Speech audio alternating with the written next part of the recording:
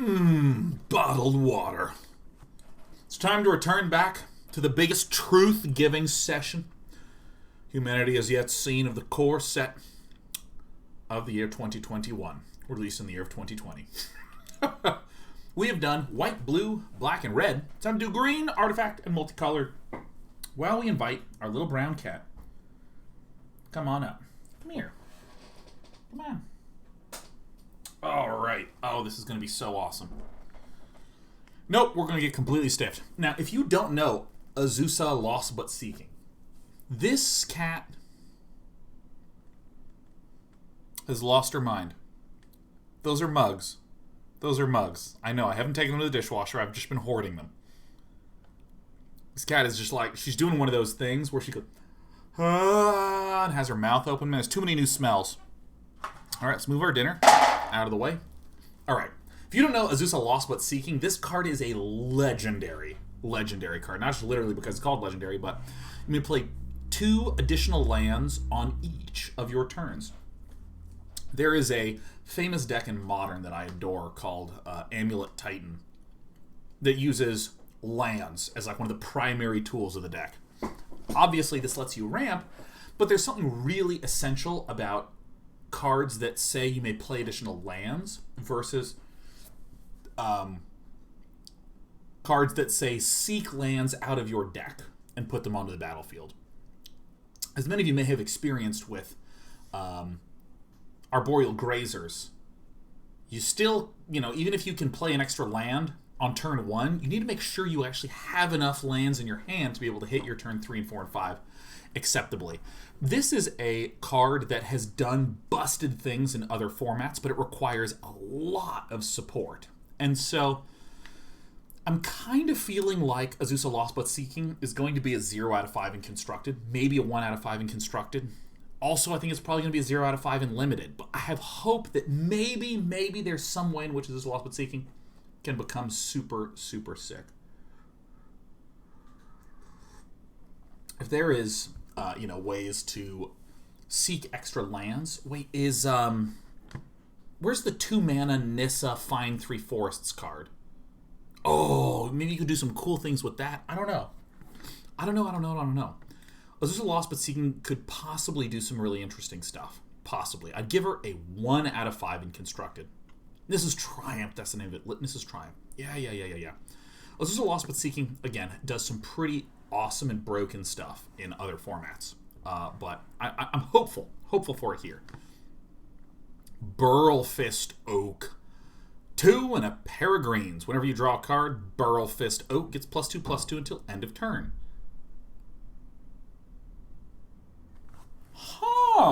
So, when you draw a card on your draw step, Burl Fist Oak becomes a 4/5. This is an offensive green card because, obviously, if you're trying to block with it, it's just going to be a 2/3 on your opponent's turn. But if you have some blue and you do some drawing, if you thrill a possibility, you can actually just get this thing to get +6/+6 on a given turn. So I would give this a 0 out of 5 in Constructed. This seems incredibly clunky and slow. Pay 4 mana, hope it stays alive, and then hope you have enough draw to do something good. There's already creatures that...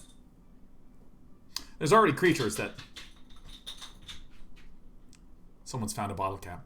There's already creatures that are better, that function kind of similarly. You play for 4, you wait a little bit, and then it does something without any extra cards. Hi, Sheriff. Again, Sheriff's lost her mind earlier today.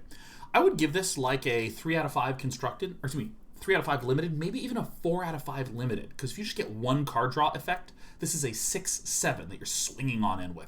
Really, really nice. Constructed, not a chance. Canopy Stalker, 3 and a green. Canopy Stalker must be blocked if able. Nice. When Canopy Stalker dies, you gain 1 life for each creature that died this turn. Canopy Stalker is a really weird conditional green card. I will describe this as a 2 out of 5 because obviously the stat line stinks and the gaining of life kind of stinks. The way to think about Canopy Stalker is that it is a very plan carefully around and be rewarded card. So for instance, if you have cast removal and your opponent has some good creature that you want removed, or you have an amazing creature that you want to deal combat damage, maybe a creature that says, if I deal combat damage, draw a card. You can have the Canopy Stalker be kind of like the blocker to allow your other creature to go through. Because the Canopy Stalker has to be blocked. And if your opponent only has one creature out in limited, you know, your other creature can't get blocked. So, I think the Canopy Stalker is actually pretty good in that regard. But I'm still going to give it a 2 out of 5 because bad stat lines and requires setup. Not a constructed card at all, though. Colossal Dreadmaw. Oh, yeah. Oh, yeah. I both like and overvalue the Colossal Dreadmaw in Limited. I give it a 4 out of 5. Trample is my favorite keyword in Limited. I mean, maybe because green's like my favorite color, but like, you know, Trample's my favorite keyword in Limited because it is the smash through and break the stalemate. It's so annoying when you have like a 7/7 in green and you attack and a 1/1 blocks it and you're like, ah. Tramplers, like a 6/6 for 6 is great. A 6/6 with trample that you're casting combat tricks on is really great. I love it. I love it, I love it, I love it. Great card. Not a constructed 1/0 out of 5. Cultivate. Search your library for up to 2 basic land cards. Reveal them. Put one onto the battlefield tapped and the other into your hand. Then shuffle your library. Whoa.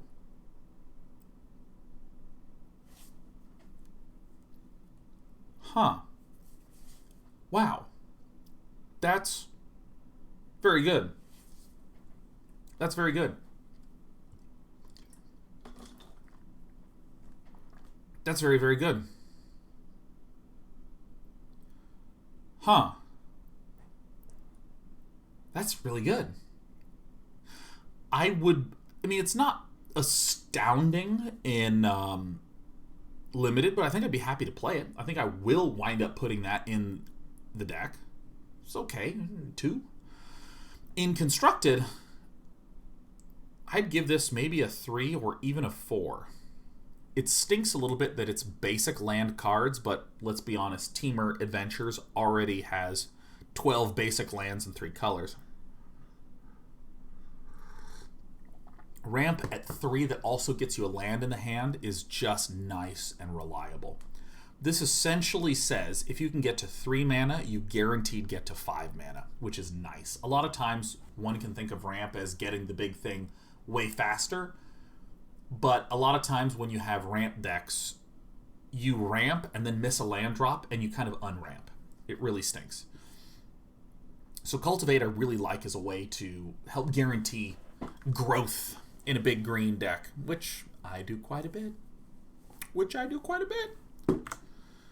Drowsing Tyrannodon. 1 and a green, 3/3 defender. Oh, as long as you control a creature with power 4 or greater, Drowsing Tyrannodon can attack as though it didn't have defender. Great. 4 out of 5. 4 out of 5 in Limited. I mean, I have enjoyed 3/3 defenders for 2 before, and this can occasionally attack. Oh yeah, I like it. Conditional 3/3s in Constructed? No, not a chance. 0 out of 5 in Constructed. Yeah. Oh my god, we have some 5s coming down the pipeline. Elder Gargaroth. I don't even know what I'm looking at, but it's awesome. 3 and a pair of greens for a beast that is a 6/6 with Vigilance, Reach, Trample. Oh yeah. Whenever Elder Gargaroth attacks or blocks, choose 1. Make a 3/3 green beast creature token. Gain 3 life. Draw a card. Wow. Whoa. Obviously a limited bomb. You have a cheap 6/6 with every single keyword in the game. Shuts down flyers, can attack and block because it has vigilance, tramples through for damage. You can life gain, you can 3/3 green beast creature token it up, you can draw a card. Whoa. Holy crap. I like this in Constructed. I don't know how amazing this is in Constructed. I don't know how unbelievable this is. But I mean, it's still pretty damn good. I would give it like a 3 out of 5. I'd give it a 3 out of 5. I mean, look at this. It's not quite a Thragtusk, but it's damn good. It's damn good. This needs to live in a ramp deck. I mean, and the good news is, for me, we have Cultivate, a way to get to 5. God, I'm really excited to run this one. I'm really excited. Ang8811 says, does nothing the turn it's played, unfortunately, might be the only limiting factor. That is the big concern. That is the big concern I have. Elder Gargaroth can come out, die, and pff, that's it. That's why I like Palaka Worm. Is Palaka Worm comes out, heals, and then when it dies, it draws a card. So you can play it, get killed, and then you're okay. Probably would wind up cutting it against a control deck, but I really, really like it. Really, really like it. Lithologicality says it can still block that turn. When we say it does nothing the turn it's played, if we pass to our opponent's turn and then they attack, it's still doing something on not the turn that it was played, but the turn after that, which is the opponent's turn. He said, pushing the glasses up his nose. I mean, this is just doing so much. This is doing so much. I really, really am excited to play with this card. Really, really excited. Feline Sovereign, 2 and a green for a cat. Other cats you control get +1/+1 and have protection from dogs. When one or more cats you control deal combat damage to a player, destroy up to one target artifact or enchantment that player controls. I don't think cat tribals are going to do much. This is 0 out of 5 in constructed. It's nice that it's destroying enchantments, but whatever. But the flavor is 10 out of 10. In terms of the limited evaluation, also 2 out of 5. Feels a lot like filler. This feels like a 2-3 for 3, which feels pretty benign. Pretty benign. Fierce Empath, 2 and a green. When Fierce Empath enters the battlefield, you may search your library for a creature card with converted mana cost 6 or greater, reveal it, put it into your hand, and shuffle your library.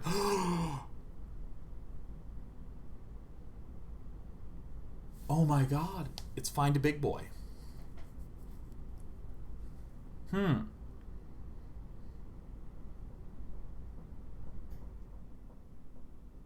I like this quite a bit in Limited. I'd give this like a 4 out of 5 in Limited, assuming you have a big boy.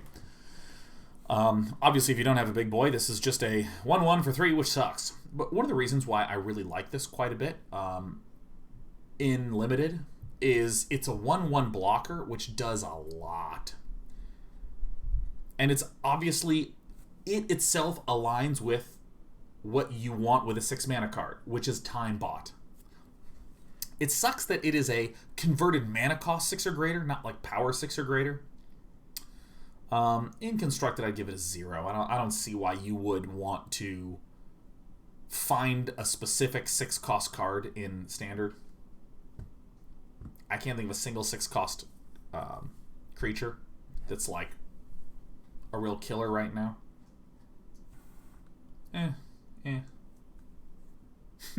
The Grumblers is going to use this with Craterhoof and Historic. Is Craterhoof Behemoth in Historic? Oh, man. Oh, yeah. I guess Dream Trawler is 6, huh?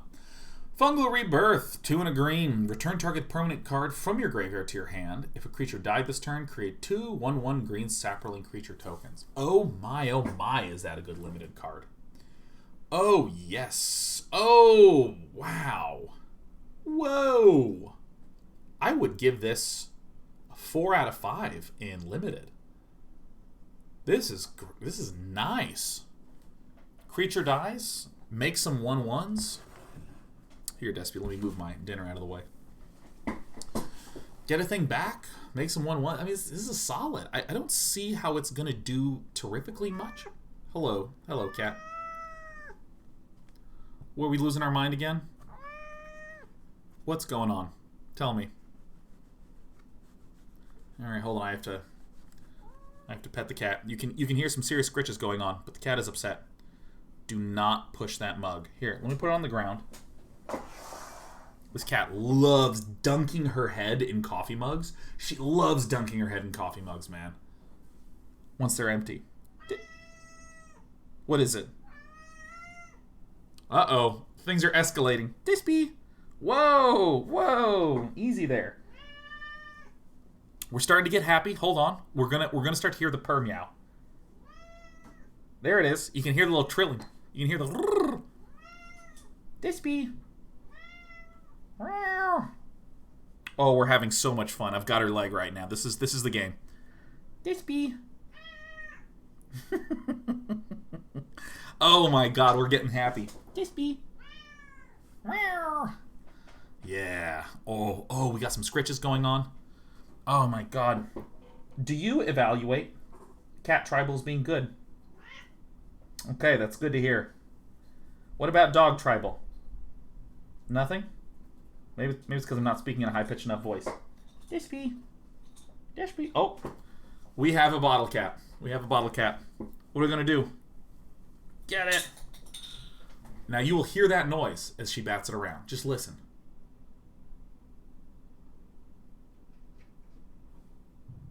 There it is. Very quiet. Just pushing very gently. Dispy. Okay, she's having fun over there. Alright, anyways. This card is good and limited and sucks and constructed, like all cards do. Garrick Unleashed. Whoa! What is going on? She tried to jump on the table and she missed. You poor thing. Oh, you're having such a tough time.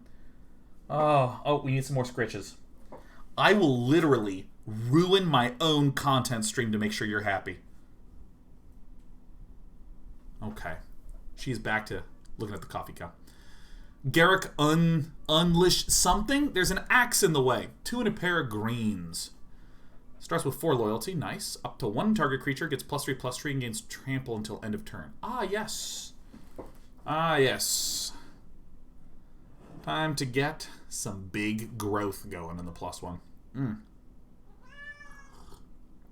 Come on. Dispy.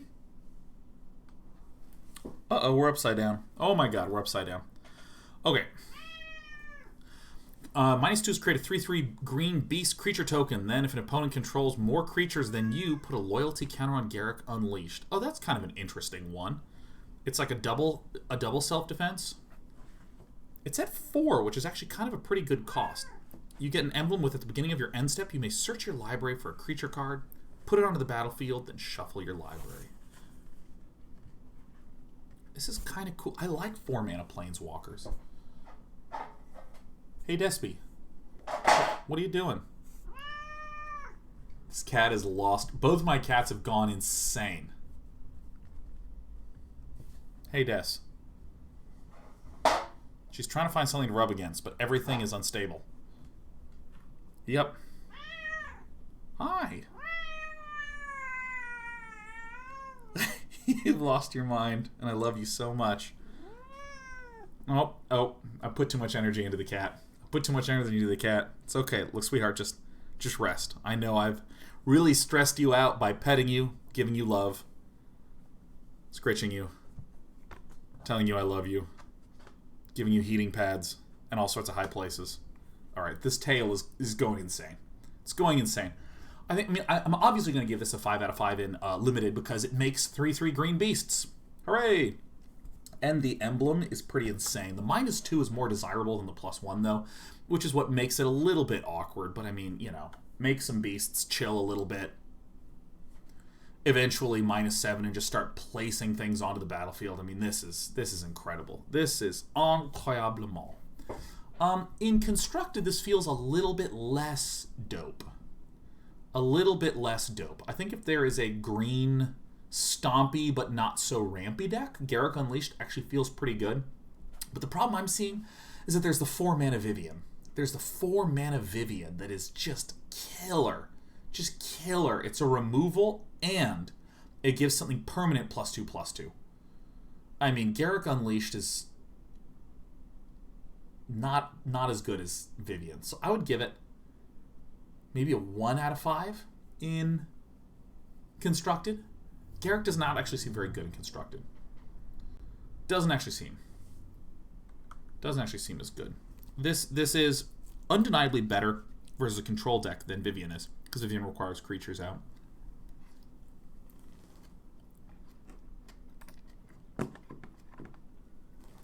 Garrick's Gorehorn. A 5-mana 7/3. Oh, this is limited dregs, man. This is limited dreggery.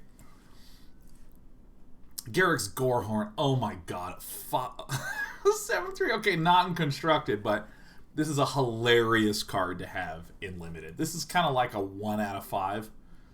3 toughness just sucks so much, but occasionally your opponent doesn't have any creatures and you swing for 7 and it feels great. Garruk's Harbinger, 1 double green, creature beast, 4/3. Hexproof from black. Huh. Whenever Garruk's Harbinger deals combat damage to a player or planeswalker, look at that many cards from the top of your library. You may reveal a creature card or Garruk Planeswalker card from among them and put it into your hand. Put the rest on the bottom of your library in a random order.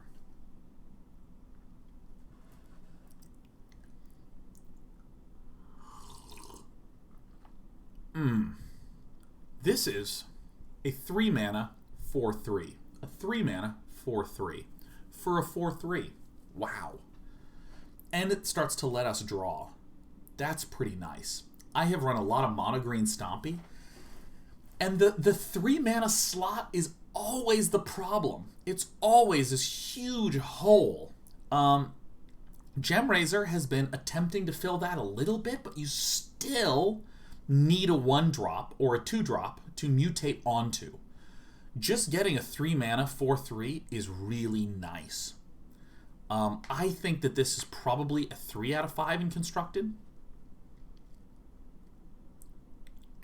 God, even in Gruul would have the Gruul Spellbreaker and Garruk's Harbinger. Are there any other 3 mana Gruul cards that I'm forgetting about? I mean, Garruk's Harbinger would be very good there too. So maybe like 3, maybe even a 4 in Constructed. This is obviously a very, very strong card in Limited. I definitely give it a 5 out of 5. Definitely give it a 5 out of 5. I mean, it's a strongly statted hexproof from one of the key removal colors that can draw a card.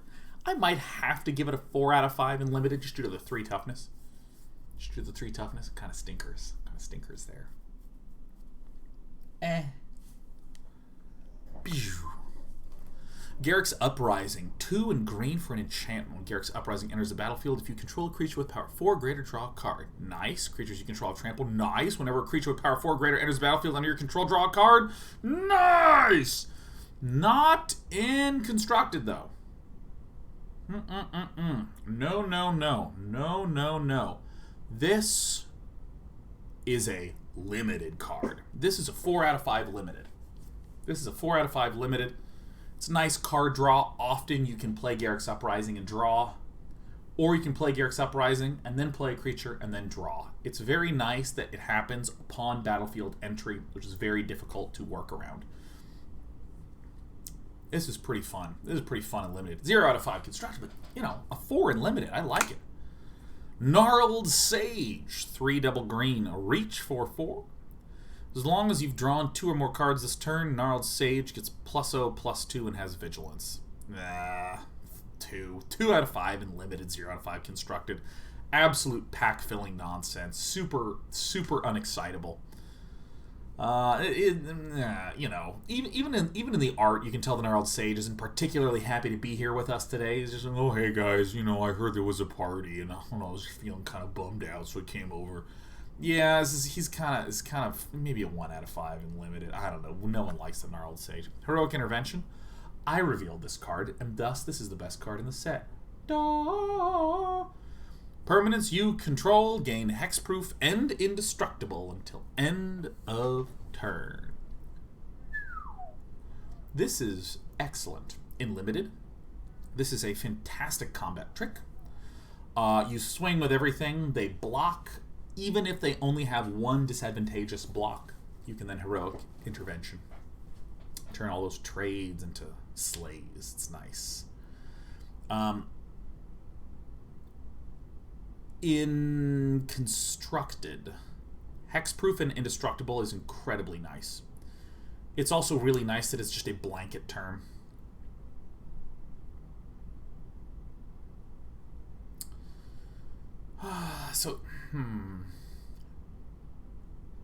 Trying to think of the deck where this fits into.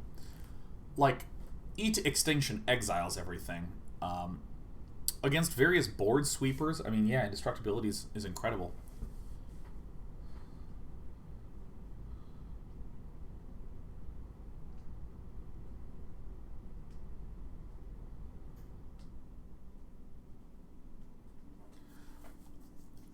This is 2 mana instead of 3 mana when compared to not Heroic Reinforcements. Unbreakable Formation. So it's 1 cheaper than Unbreakable Formation. This is going to be really nice in a Selesnya Tokens deck. It's going to be very nice in a mono green Stompy deck. It's also possible that Gruul decks will benefit from having this in decks where, or in situations where sweepers are pretty popular. Teferi hurts us for sure. That's okay, we have Questing Beasts and stuff like that. So Heroic Intervention I actually think is going to be a pretty 3 out of 5 in Constructed. Might not see main deck play, but could possibly see some reasonable sideboard play. Could be also good in Simic Flash. Could also be good in Simic Flash.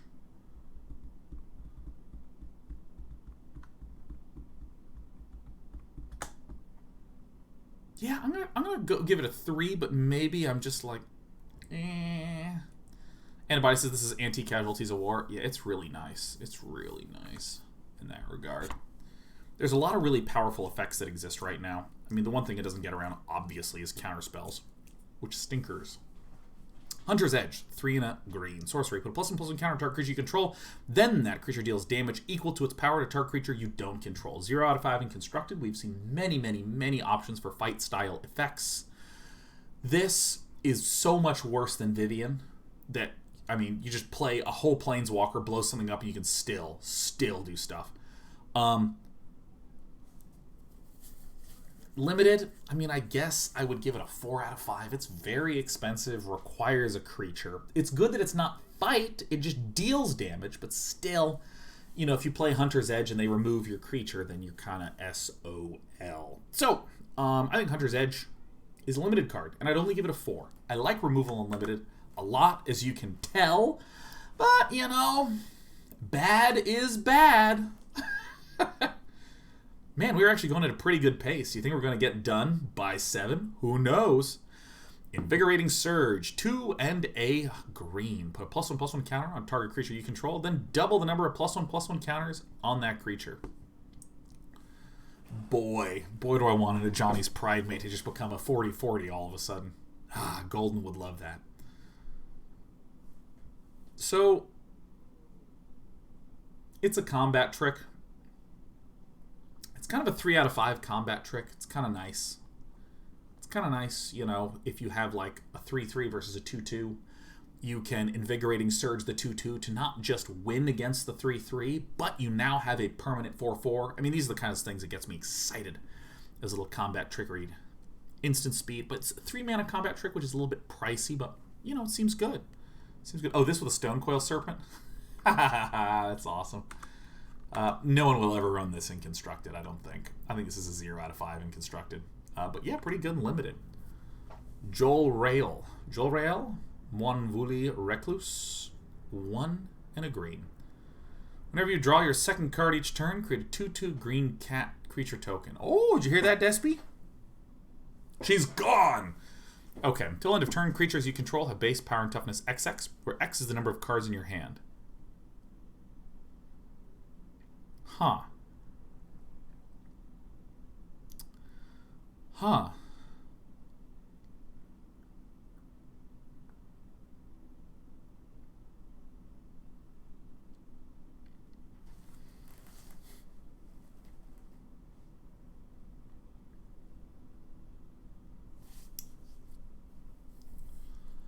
I don't even know what to think for this.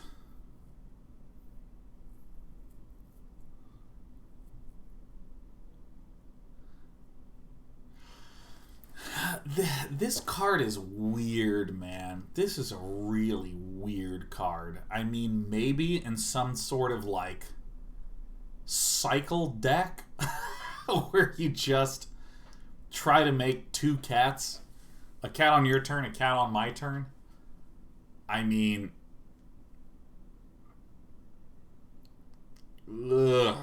I'm going to give it a 0 in Constructed, man. I, like, really don't know where the heck this one's going to live in Constructed.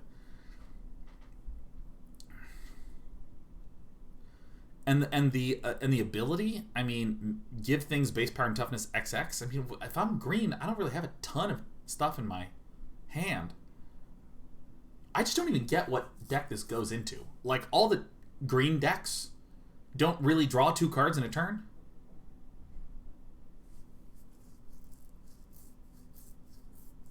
Why would Simic run? What would Simic cut to put this in? I don't know.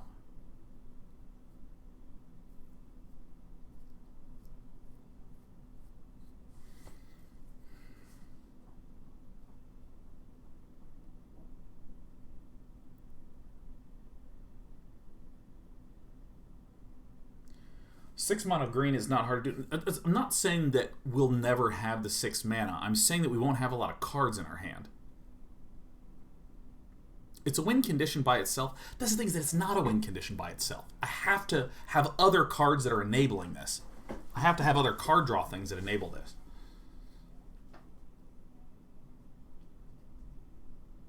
I'm going to give it a 1 out of 5 in Constructed. I don't like this card at all. Yeah, I think this is pretty bad. I think this is pretty bad. I think this is...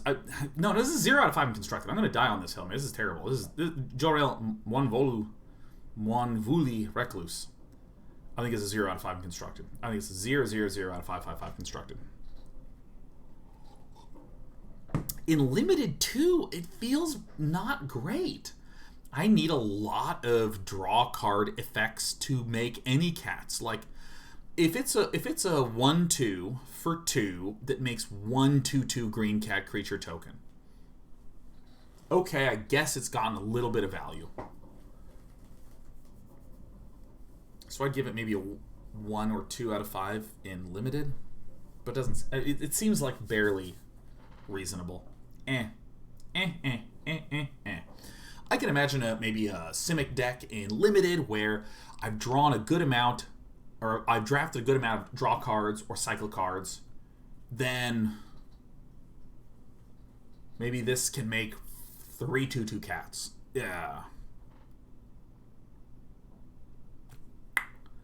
Moving on. Life goes on. A green. You gain 4 life. If a creature died this turn, you gain 8 life instead. Oh. Is this some sort of interesting anti-aggro tool for Constructed?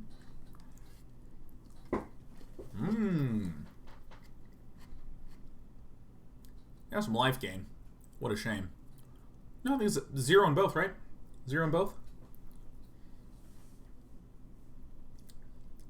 0 on everybody? Maybe that vampire, whenever we gain life, opponent loses that much life, right? We cast life goes on and just bang them for 8.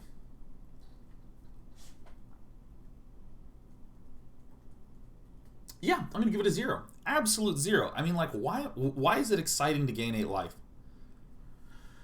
Why is it exciting to gain 8 life? Here's the thing.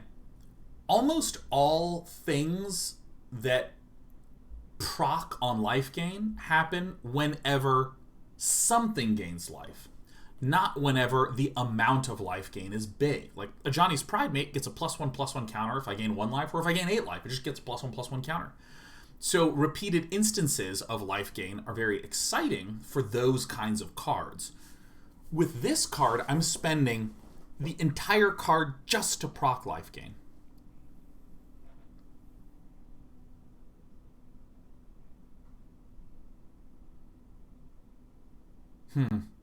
0 in both. I don't feel this card. Life does not go on. Life does not go on. I can only imagine this working when there's aggro decks that are so painful to deal with, that are burn focused, that if you just gained 8 life once, they would immediately lose. 0 out of 5. Llanowar Visionary, 2 and a green. When Llanowar Visionary enters the battlefield, draw a card, and then... Oh! Well, that's a fun little card. This is a nice little card. Wow. That's a nice little card. When it enters the battlefield, draw a card. Add some green. It's honestly kind of weird to have a ramp deck that leverages turn 3 extra creature generating mana. But it draws a card, it replaces itself. So this seems like an excellent limited card for that reason. I would give it a 4 out of 5. It's a 2/2 for 3 with redraw and upside. I really, really, really like it. There's a good amount of quite pricey cards in limited, so if you were a green deck that was, you know, aware of that, it's cool. T-Dubs is literally Elvish Visionary and Llanowar Elves stapled together. Yeah. Llanowar Elf is a 1 mana that can taps for 1. Elvish Visionary is a 1/1 for 2 that when you play it, it draws a card. And this is a Llanowar Visionary. Literally, it portmanteaus the names even. Ornery Dilophosaur, 3 and a green. Death Touch 2/2. Ooh. Whenever Ornery Dilophosaur attacks, you control a creature with 4 power greater. Ornery Dilophosaur gets +2/+2 until end of turn. There's a lot of 4 power or greater matters in green. This feels like it's kind of like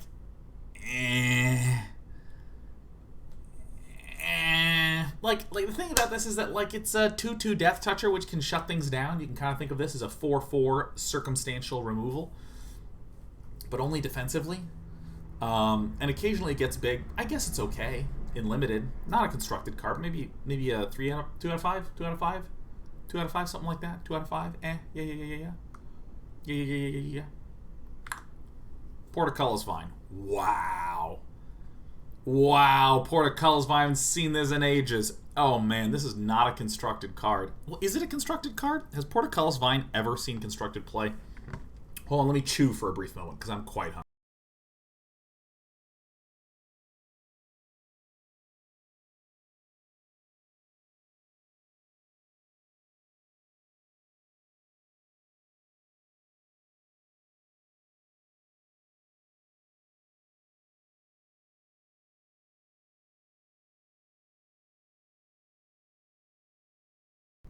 Delicious. So, this is a 0 out of 5 in constructed as far as I can determine. In limited, though, Portcullis Vine is a kind of thing that actually doesn't feel too terrible to just wind up with in your deck. I mean, a 0/3 defender stinks, but the fact that it can sack and redraw to go deeper into your deck later on is nice. If you have enough delay tools, Portcullis Vine will delay and let you replace itself. I actually think it feels pretty good limited. I'd give it a 2 out of 5. It feels like a 2/2 for 2 level quality to me. I like it quite a bit. Oh, that looks like Sheriff. Oh my god, Pride Malkin, 2 and a green. When Pride Malkin enters the battlefield, put a +1/+1 counter on target creature you control. Yeah. Each creature you control with a +1/+1 counter on it has trample. Wow. Huh. Like Pride Malkin? Okay.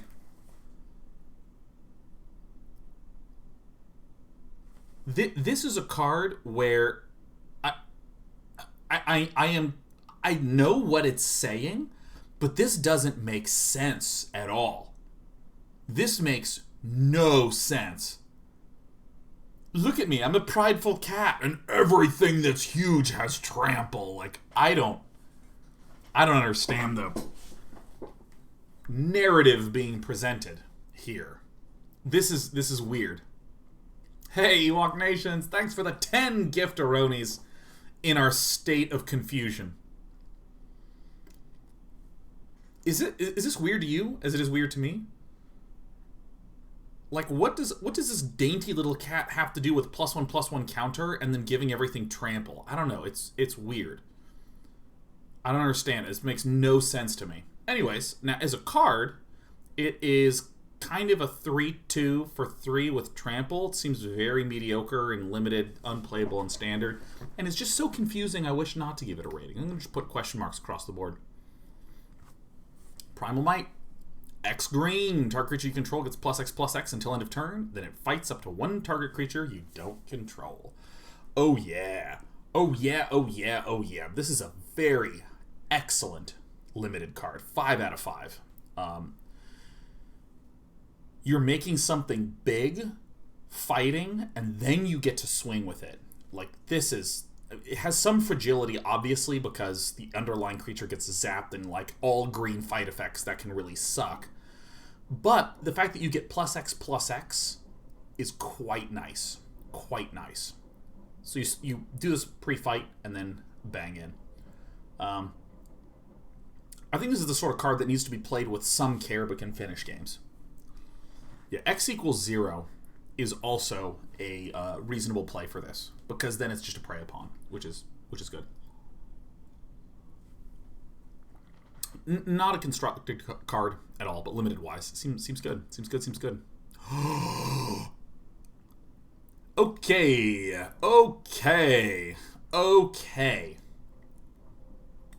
Once upon a time, there was a deck built around Quirion Dryad that was called Miracle Grow. And the idea is that you had lots of cheap white, blue, black, and red spells. By the way, let's just appreciate the fact that this is in Wooburg order. White, blue, black, red.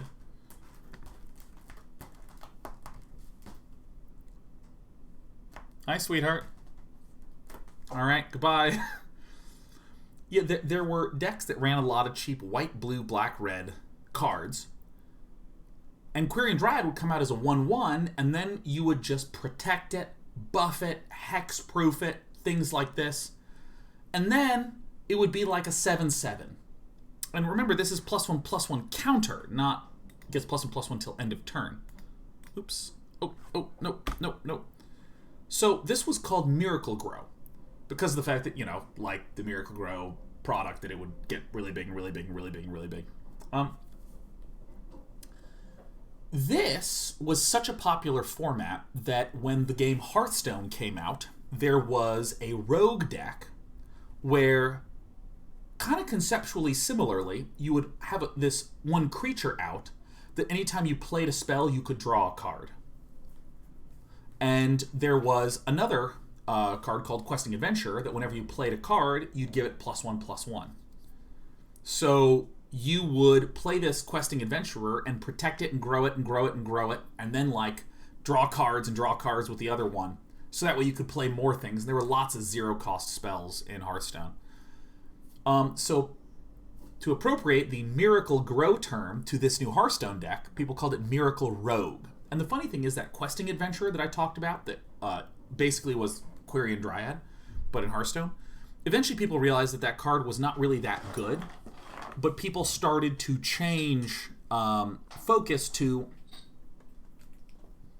Well, welcome back.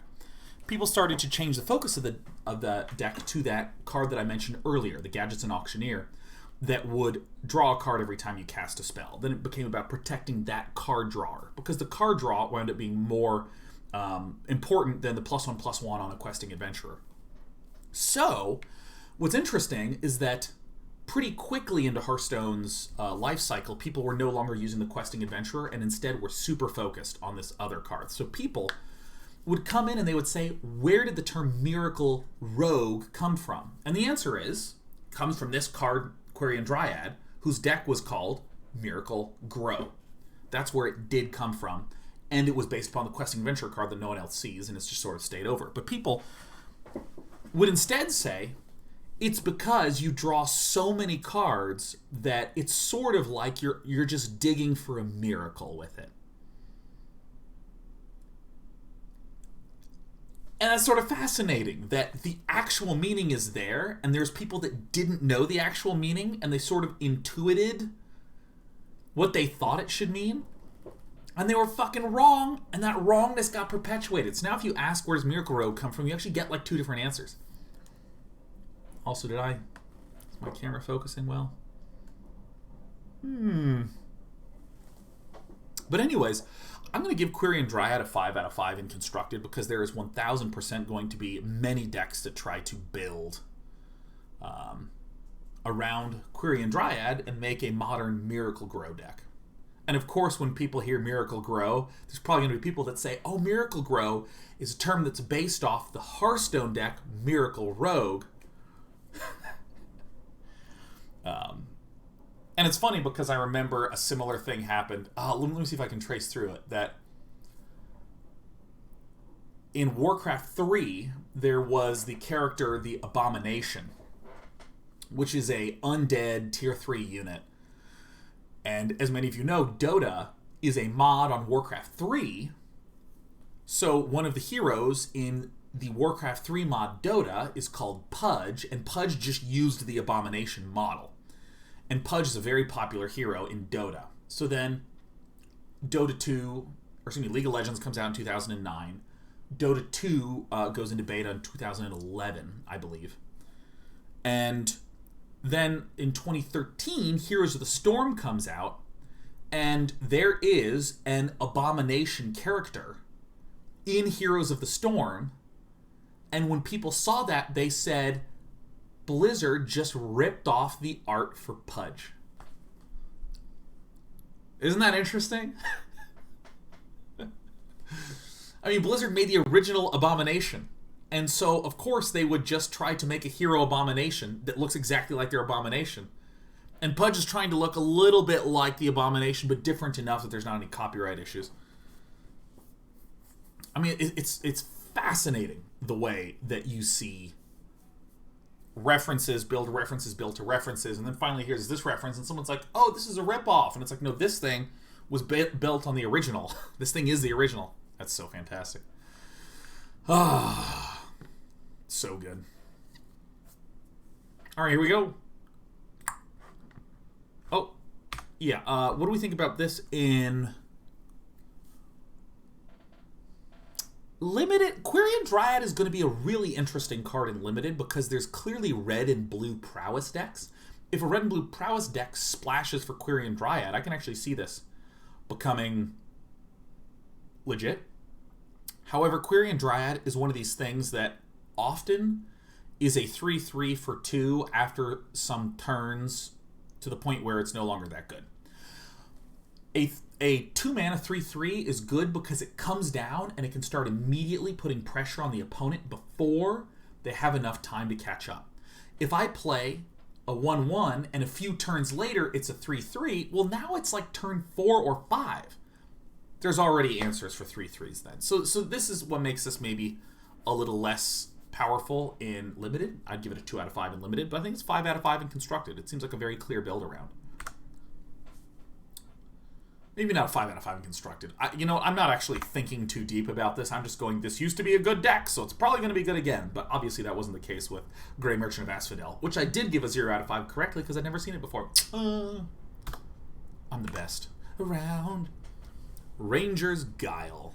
Or as I would call it as a kid, Ranger's Gilly. Target creature you control gets +1/+1 and gains hexproof until end of turn.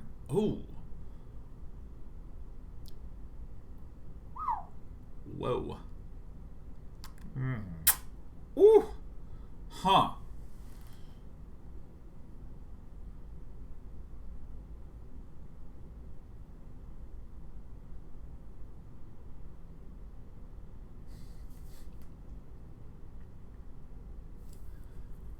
I mean, maybe there is a Naya Feather deck that gets excited about this one, maybe.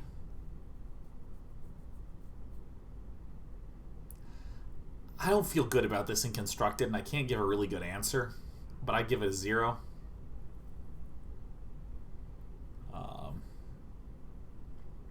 Like, if I'm green, I kind of want to be, like, beating ass.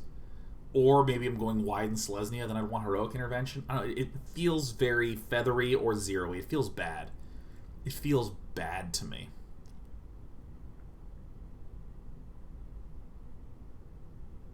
Maybe in mono green flash. I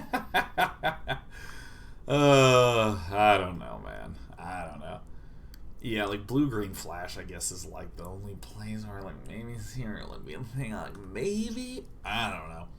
Either way, I feel like in Limited, this is just a mediocre combat trick. It's fine, like a 1 out of 5. You know, you try to kill my thing, I hexproof it. You know, all's good. Return to Nature. Perfectly excellent card. Perfectly excellent card. This is a sideboard out of 5 in Constructed. Extremely cheap instant speed, artifact, enchantment, and deletion in Graveyard. I mean, this is A very, very solid sideboard card. I'd be delighted to run this in the sideboard. Would I be delighted to run it in the main board? No, not a chance. Would I be delighted to play this in limited? Not particularly. This is a sideboard out of 5 across the board. Run afoul, 1 green. Target opponent sacrifices a creature with flying. Oh! Oh, shit. Oh, man. Yeah. Oh, yes. Have you ever wanted to kill Feather? Yeah. Sacrifice is a beauty of a keyword. It's beautiful. No hexproof, no indestructible, no protection from. Fuck you, Dream Trawler. Get sacrificed. Get the fuck out of here. Just sacrifice yourself. You know what I mean? Just sacrifice yourself. This is an amazing, amazing constructed card. I'm going to give it a 4 out of 5 in constructed. Very often, I mean, oh my god, this is M21. Okay, very, very, very often, control decks of all shapes and sizes. Azorius control decks, Esper control decks, Grixis, trying to sift through in my brain. Even Jeskai control decks. Lots of them focus around finishing the game with a big, juicy flyer. Esper decks and Azorius decks have been doing Dream Trawler. Lyra has been an important card in a lot of matchups in the past, particularly defensively. You have Niv Mizzet and Jeskai. You have various forms of Nicol Bolas or other big dragons and Grixis.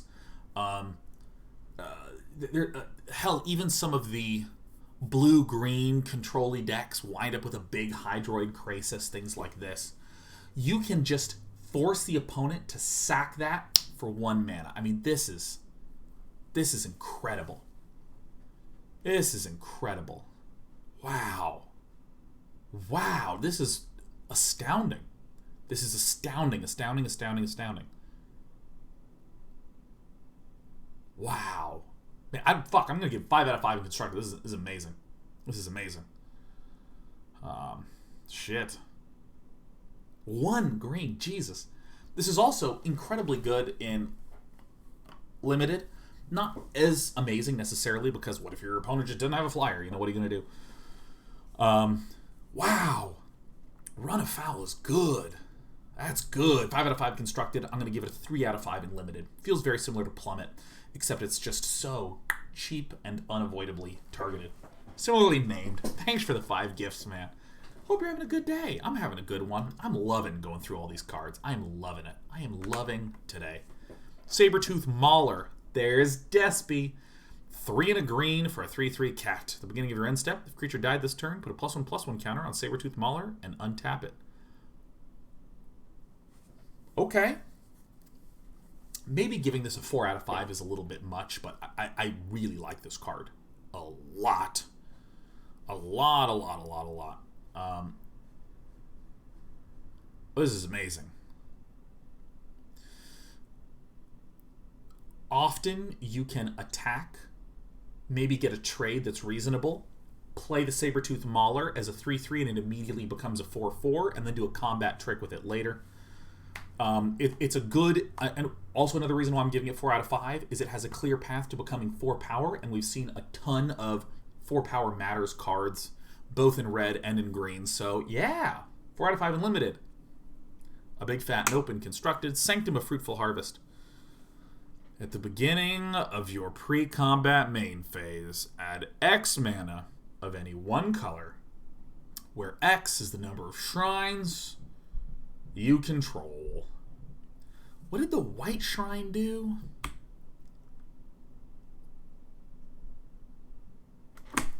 Oh, wait, not.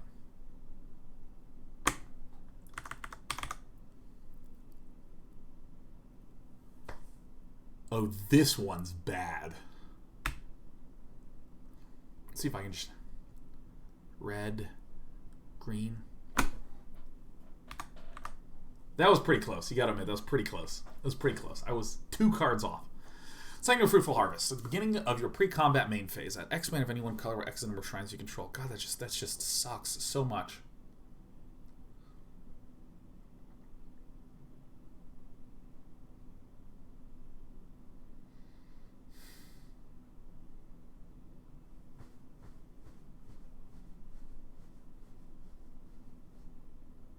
Are there any other shrines?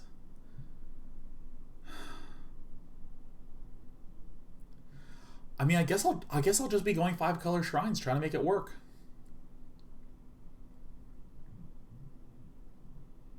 Yeah, maybe these are meant for historic. I'm gonna give this a historic out of 5 in constructed.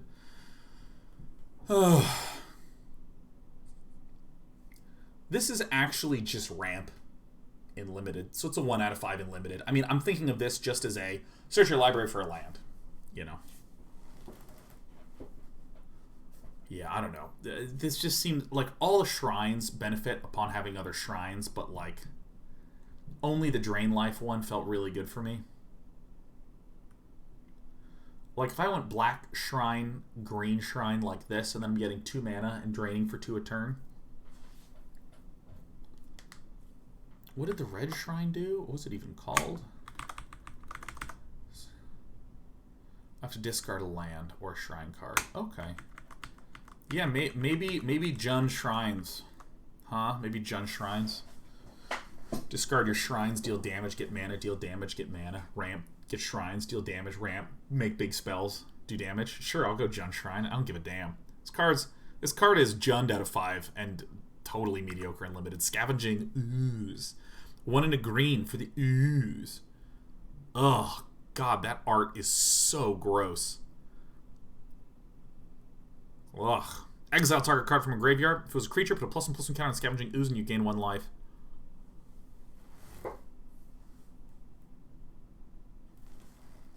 Oh! Ooh! Ooh! Oh! Oh! 5 out of 5 in both constructed and limited. Here's why. First of all, this is a 2-mana 2/2. I already am a fan of 2-mana 2/2s because you just want some good low drops to get started, curve out properly so you don't die. Then you have to pay a tiny amount of mana to just exile a bunch of shit from graveyards to become very, very, very, very large in a comfortable, capable way in limited. And this isn't just like a wait till turn 7 and then you get a 7/7. You can play this on turn 2. You can grow it as a combat trick to mess with your opponent. Like, it does all these really good things in limited. Now, in constructed, Uro, get out of here. Cat Oven, get out of here. Scavenging Ooze annihilates all these graveyard matters things.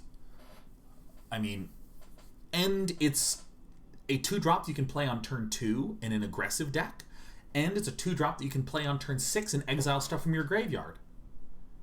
And you're I should say, if you're an aggressive green deck and you play this on turn 2, you're happy. If you play it on turn 6, you can exile a bunch of stuff and you're happy. This is a very, very, very good card, in particular against the good decks right now. This is great. Wow, this is going to shit on my Croxa deck, but I'm kind of happy about that. Wow, this is so good. Now, the one thing to note is that it's not 1 mana, exile a card from a graveyard. It's exile 1 green mana. So this is going to be substantially less growth-focused in non-mono green decks. Scipios says, does this actually exile the cat, though? Yeah. Because if you target the cat with a spell on the battlefield, in response, the opponent can sack the cat, which causes the spell to fizzle. But when it's in the graveyard, you sacrifice a food, and then the effect is that the cat comes out.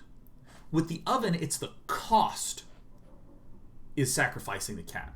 But when the effect is bring the cat back to the battlefield, it means that you sacked the food, paid the cost, and the effect is on the stack and the cat's still in the graveyard. Then you can eat the cat before the effect resolves. And then the cat player meows themselves into a bowl of tears. Wow. Oh, and a Cetessan training, great. Enchant creature you control. When Cetessan training enters the battlefield, draw a card. Yeehaw. Perfectly acceptable. Limited card, like a 3 out of 5. It's just a cycle card. Just a cycle card. It's fine. Super fine. It's a little bit above average because it's do something and cycle yourself. But, you know, it's like whatever. You know, what are you going to do? Skyway Sniper. Oh, look. A green 1/2 with reach. Haha. Skyway Sniper deals 1 damage to target creature with flying.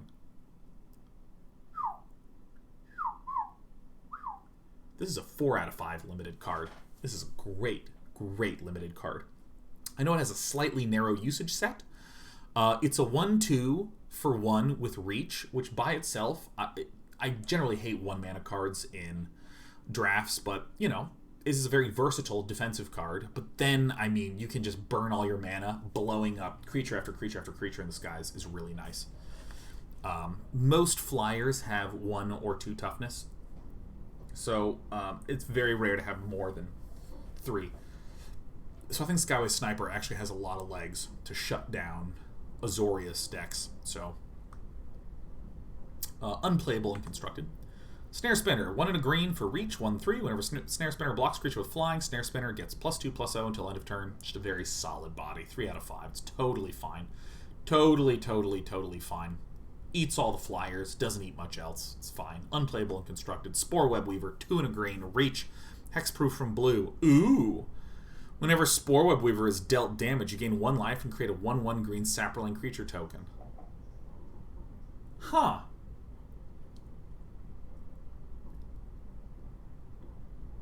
That's an interesting one. I mean, I would still give it like a 3 out of 5. In limited, you know, it's circumstantially creating some 1/1s. It's a 1/4 for 3, which is fine. It has reach, which is fine. It's fine.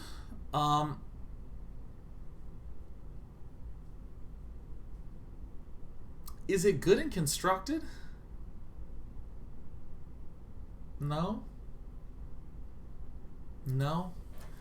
Doesn't have protection from blue. It's not uncounterable. It just has hexproof from blue. Hexproof from blue is not a very good effect. I mean, what are targeted blue spells?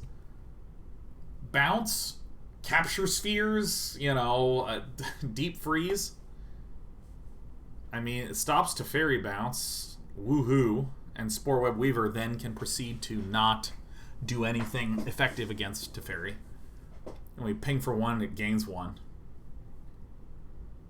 It's hexproof from blue is one of the most uninspiringly mediocre hexproof colors. Hexproof from black, wow, no removal, perfect. Hexproof from red, yeah, no removal, nice. Hexproof from blue, no bounce. So really, this to me strikes me as a 1/4 reacher that occasionally will create maybe 1 or 2 Saprolings. But, you know, it seems like an above-average limited card and an absolutely unplayable constructed card. Excuse me, do you have a 5 out of 5 I could borrow? It's a classic. Kills enchantments, kills creatures, is big, is green. Love it! Titanic Growth. Oh, yeah. I'm a big fan of Titanic Growth. Screw Giant Growth. Who want Titanic Growth? This is a fine combat trick and limited, an unplayable card and constructed. Usual. Maybe a 2. Maybe a 3. I do like Titanic Growth quite a bit. I do like Titanic Growth quite a bit in limited. Track down. 1 and a green. Scry 3, then reveal the top card of your library. If it's creature or land card, draw a card.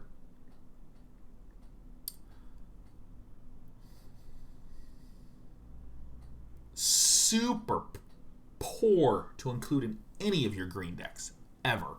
In constructed, 0 out of 5. In limited, pretty bad as well. It's like this turn, I wish to just get a land out of my upcoming draws. That's about it. I don't know. I don't like it in limited or constructed 0s across the board. Truffle Snout, 2 and a green. Truffle Snout enters the battlefield. Choose 1. Put a +1/+1 counter on Truffle Snout. You gain 4 life.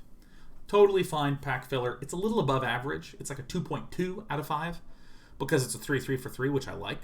Also, in a pinch, you can gain the life. It's also a very happy pig. Look at this happy pig. Look, he loves finding truffles. He loves it. 5 out of 5 for the pig itself, and probably a 2 out of 5 in limited and a 0 out of 5 in constructed. Warden of the Woods. 4 and 2 green for a perfect 5 out of 7 Vigilancer. Whenever Warden of the Woods becomes a target of a spell or ability an opponent controls, you may draw 2 cards.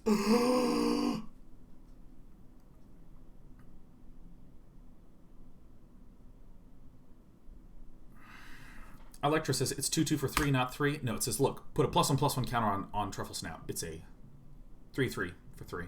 3/3 for 3. Wow, this card is 5 out of 5 in limited for sure. It's big. It is hard to remove. What do we think about this in constructed, though? 6 is an awkward amount of mana in green.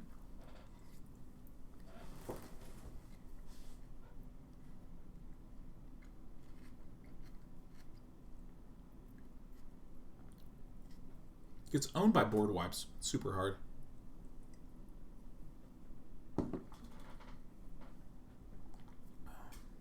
Huh.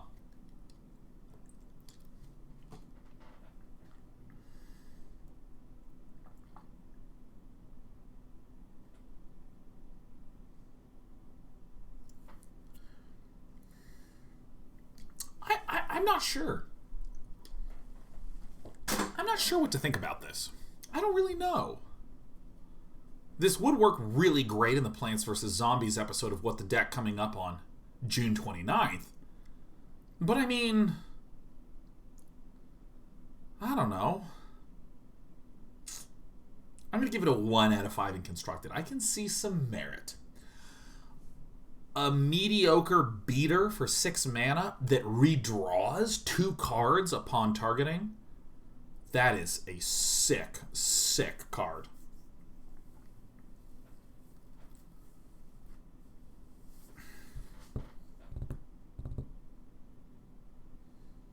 I don't know, man. I'm just gonna ignore it. Wildwood Scourge. It's an X cost. Wildwood Scourge enters the battlefield with X +1/+1 counters on it. Sure. Whenever one or more +1/+1 counters are put on another non-Hydra creature, put a +1/+1 counter on Wildwood Scourge. So basically, whenever you swell something else, swell me. Swelling across the board. Now, is the Wildwood Scourge very good? I mean, it's what I will call fine in limited. It's fine. It's like a 2 out of 5 in limited. It's a 2/2 on turn 3. It's a 5/5 on turn 6. It occasionally gets bigger. Occasionally. I'd still give it a 2. And then I'd give it a 0 in constructed. We did it. We did green. My evaluation of green is that they look pretty dang good in limited. I like green in limited. Let's see what the golds hold. Alpine Houndmaster. Oh. All right. Red-white for a 2/2. When Alpine Houndmaster enters the battlefield, you may search your library for a card named Alpine Watchdog and or a card named Igneous Cur. Reveal them, put them into your hand, and shuffle your library. So this is kind of like a card draw 2/2. Cool. Whenever Alpine Houndmaster attacks, it gets +X/+0 until end of turn, where X is the number of other attacking creatures. Very solid and limited. Very, very solid and limited. I'm going to give it a 4 in limited. That's really nice in a Boros beatdown deck. I mean, that's... If this is a 2/2 for 2 that draws you a card, nice. A 2/2 for 2 that draws you 2 cards and continues to get big, nice. Alpine Watchdog is the very first card that we saw, which is a Vigilance 2/2 dog. Igneous Cur is the 1/2 that costs a red and 1 that you can pay a red and 1 to give it +2/+0 till end of turn. I think this is pretty tight. Unplayable and constructed. Alright, Conclave Mentor. Oh yes, Lesnia colors. Green-white. 2/2 if 1 or more +1/+1 counters will be put on a creature you control. Put that many +1/+1 counters, if 1 or more +1/+1 counters would be put on a creature you control, that many +1/+1/+1 counters are put on that creature instead. So if it's 3 +1/+1 counters, you put 4 +1/+1 counters on there. When Conclave Mentor dies, you gain life equal to its power.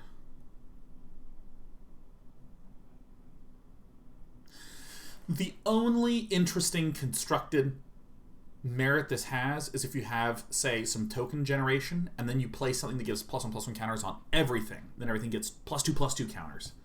Because you get +1/+1/+1 counters on there. So I'd give it a -1 out of 5 in constructed.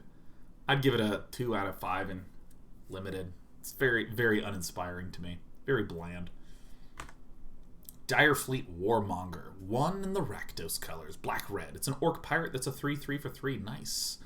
At the beginning of combat, on your turn, you may sack another creature. If you do, Direfleet Warmonger gets +2/+2 and gains trample until end of turn. Nice. Nice, nice, nice. 4 out of 5 in limited. Very, very nice in limited. Because you play this, any of your dregs you can just sack and smash on him. And frankly, it's a 3/3 for 3, which is good. Very good. 0 out of 5 in constructed. Experimental Overload. 2 blue, red, sorcery. Create an XX blue and red weird creature token, where X is the number of instant sorcery cards in your graveyard. Then you may return instant sorcery card from your graveyard to your hand.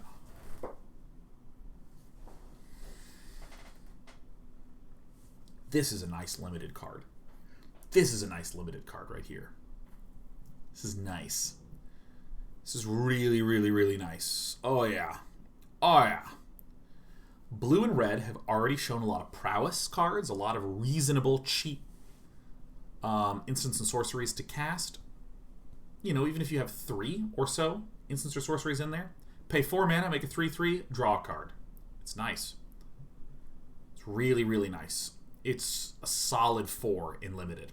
It's kind of a bland one, but this is really nice. In constructed, 0. Like, doesn't even matter at all. Totally sucks. Totally sucks. I mean, sorcery gets countered. It's 4 mana.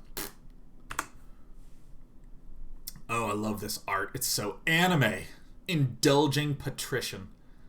1 white-black for a vampire noble flying 1/4 lifelinker. At the beginning of your end step, if you gain 3 or more life this turn, each opponent loses 3 life. There really appears to be some merit to this Orzhov life gain aristocrat stuff.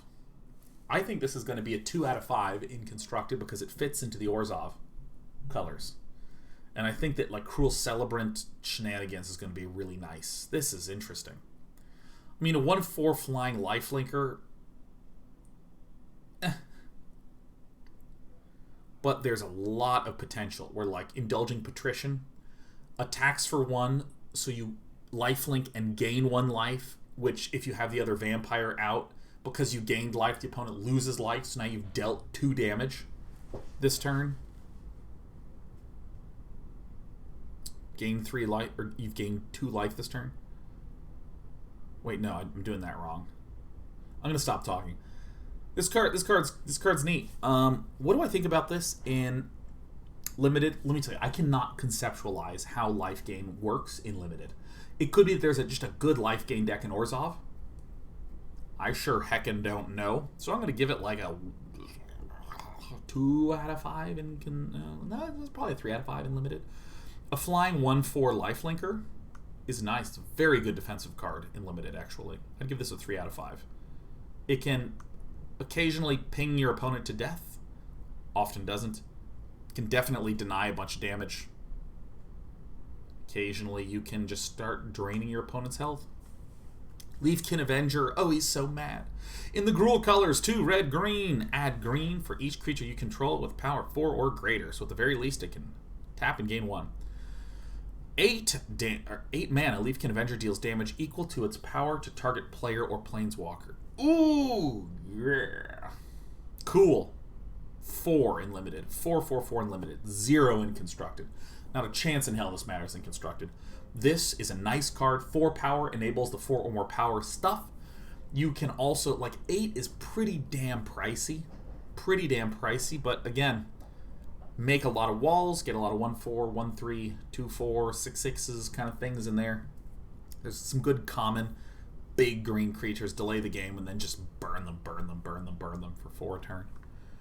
This can generate mana for its second ability, which is nice. Lore Scale Coatl. Coatl. I don't even know how to pronounce that word, but Lore Scale Coat L in the Simic colors. 1 green, blue. Whenever you draw a card, put a +1/+1 counter on Lore Scale Coatl.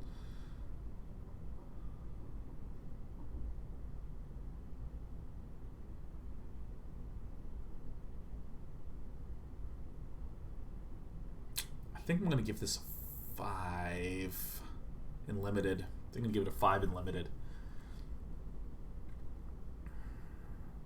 This is a runs away with the game unless you remove it ASAP. In Constructed, this card sucks ass. It's a 0 in Constructed. The creature that slowly gains efficacy marginally over time. Yeah, this is a 0 out of 5 in Constructed.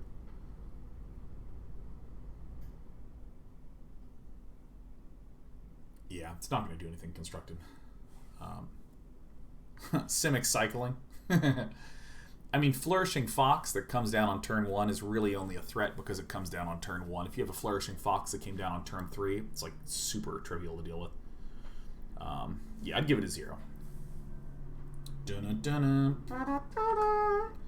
Niambi, Esteemed Speaker. In the Azorius colors, the white-blue, legendary 2/1 with flash. When Niambi, Esteemed Speaker, enters the battlefield, you may return another target creature you control to its owner's hand. If you do, you gain life equal to that creature's converted mana cost.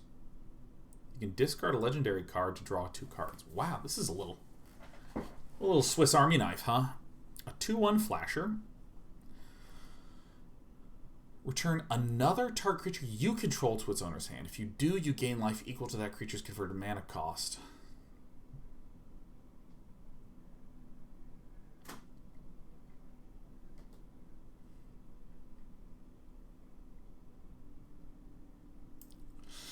Okay, let me explain to you what my brain does when it begins to wince and evaluate the constructed merit of the card. What happens is I look at this and I go, what's the situation where this becomes good? And when I start to think through that, if I start to get to 3 or 4 steps before goodness happens, I just say 0.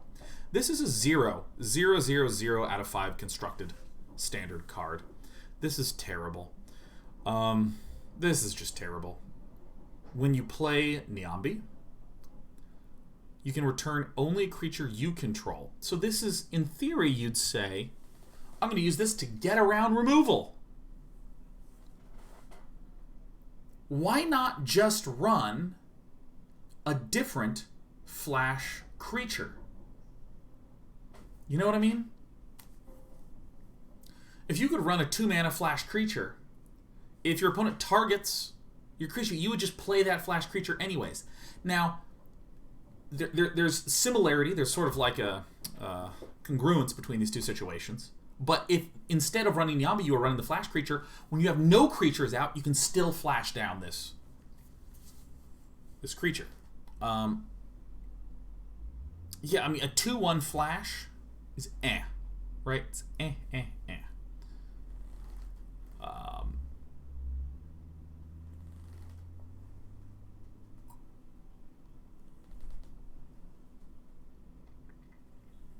And then you have to pay 3 mana and discard a legendary card to draw 2 cards. I would just rather run a card draw that draws 2 cards.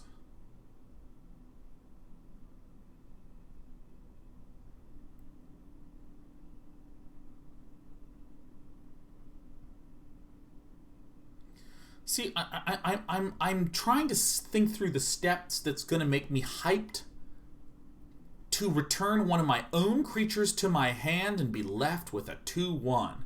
Yeah. This card's terrible in Constructed. Now, what about in Limited? In a draft? I can see this being okay in a draft. You basically save one of your creatures. You get rid of one of their removal spells, so they 1 for 0 themselves. And then you just get some health to help make up for the fact that you are returning something to your hand and you get delayed. So it seems like the life gain offsets the tempo loss. That's sort of like the idea of it. Discard a legendary card, draw 2 cards. Maybe if I have a shit legendary that I want to turn into some draw, maybe that's cool. I don't know. It seems also like 2 out of 5. It seems like it's 2 out of 5. It's just a flash 2/1 is what Niambi is a good amount of the time. A flash 2/1 that causes my opponent to fizzle a card. Maybe that's actually a little better. Maybe I'd give it a 3 out of 5 in that regard. Yeah, I don't like this card. I don't like this card at all. 3 out of 5 in limited, though. I think you can do some interesting stuff in limited. You want to kill one of my cards, I just bounce it. I just bounce it. Obsessive Stitcher. Oh my god! This art is sick! Oh yeah. Oh yeah. 1 blue and black for the Dimir colors. Draw a card, then discard a card for this 0/3. Or you can pay 4, sack Obsessive Stitcher, return target creature card from your graveyard to the battlefield. Interesting.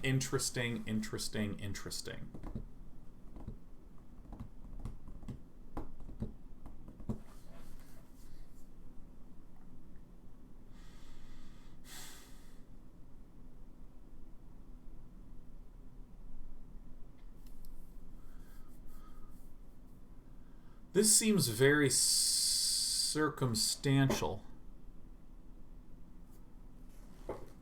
She's a 0/3 for 3, which is a bad stat line. But the ability to pay 4 and get back a very good card is pretty nice if you have a bomb in limited. Or if you have a bomb in your hand and you play the Obsessive Stitcher, then you draw and discard the bomb, and then the next turn you can pay 4 and boom, send it to the battlefield. So I'd give it a 2 out of 5 in limited. It needs a good amount of support and setup and some conditions there. But it seems very good. Also in standard, the ability to instant speed, uncounterably return target creature from the graveyard to the battlefield is really nice. Instant speed reanimation. That's pretty good.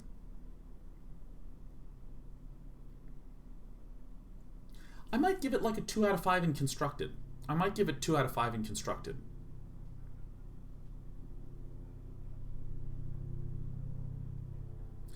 This is a bit nice because basically when this is on the field, if you pass a turn, you can sort of be stealthy about what's going to be in your graveyard. You can be a bit stealthy about what's going to be in your graveyard. I'm probably going to amend this to maybe a 1 out of 5 in constructed, but I don't know. Maybe 1 out of 5. When you say constructed, do you just mean standard? Yeah, I should be more precise. It's just standard. I'm only talking about standard. Yeah. I think there's been some fringe reanimation decks that have just needed a little bit more oomph. This is 4 mana for an uncounterable return something to the battlefield is quite nice. That's kind of nice. Yeah, Radha, Heart of the Keld. 1, red, green. As long as it's your turn, Radha, Heart of the Keld has first strike. Oh my god, she's already amazing. You may look at the top card of your library at any time. You may play lands from the top of your library. Oh my god, that's good. Radha gets +X/+X until end of turn, where X is the number of lands you control. 5 in limited. Whoa!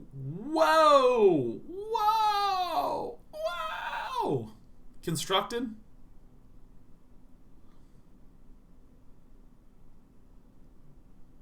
Zero? 0, 0, 0, 0. Yeah, super duper ultra zero.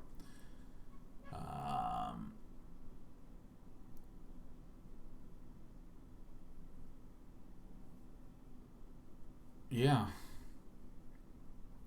I think I give this a 0 in standard. Do I give it maybe a 1? This with Azusa? That's ambitious. The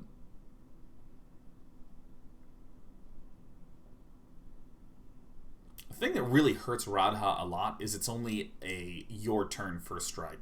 Radha is substantially weaker defensively. Yeah, I mean, maybe you can... Because like on turn 3 you play Radha, and then you're looking at the top card of your library, and if it's a land, you can't do anything that turn.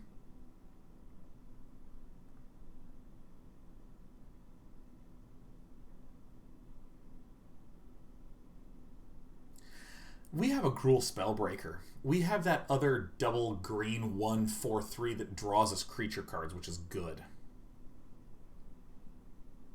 Yeah, I'm going to give it a 0. She's bad. 0, 0, 0, 0, 0. 0, 0, 0, 0. See you later. Sanctum of All. Oh, it's a shrine.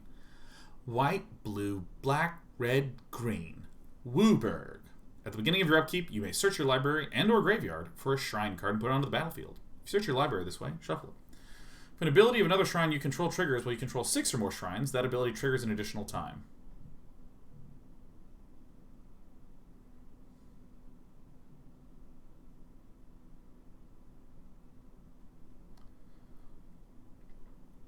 Beginning of your upkeep, you may search your library or graveyard.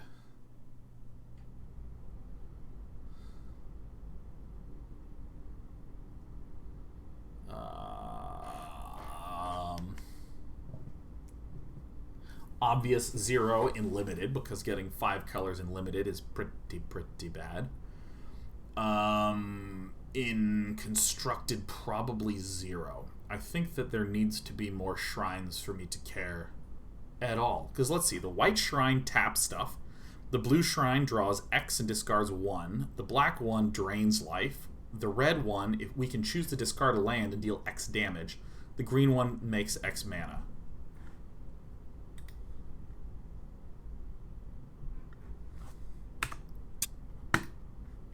Twin Blade Assassins. 3 black and green. The Golgari colors. At the beginning of your end step, creature died this turn, draw a card.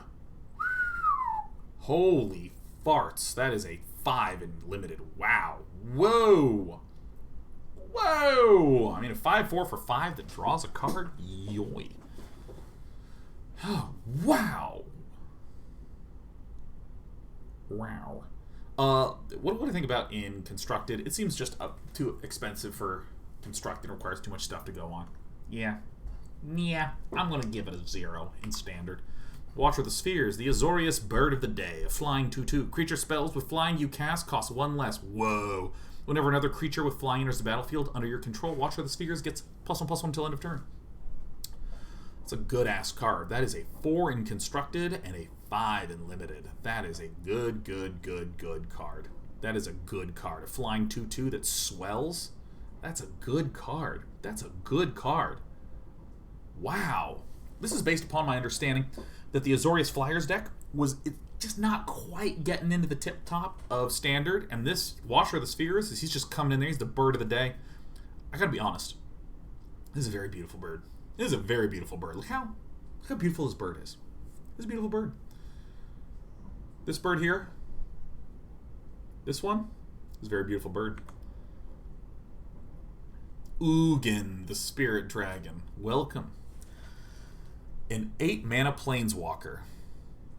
+2, Ugin the Spirit Dragon deals 3 damage to any target, bringing it to 9 loyalty. -X, exile each permanent with converted mana cost X or less that's 1 or more colors. Holy fuck! Holy fuck.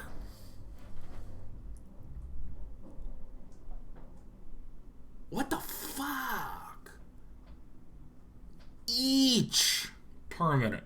So if I'm like -5, I exile everything that's 5 or less. Shadowcast's reprint, by the way. Oh yeah, I recognize the name. That's why I said welcome back. I don't know what the effects do, but I know Ugin the Spirit Dragon referenced. -10. You gain 7 life, draw 7 cards, then put up to 7 permanent cards from your hand onto the battlefield. Yeah, eat your heart out, Gristlebrand. Oh my God, I want to ramp to this show, Brad. I want to ramp to this. Oh. It does cost 8, though. 8 mana in a control deck is so fucking much. So much.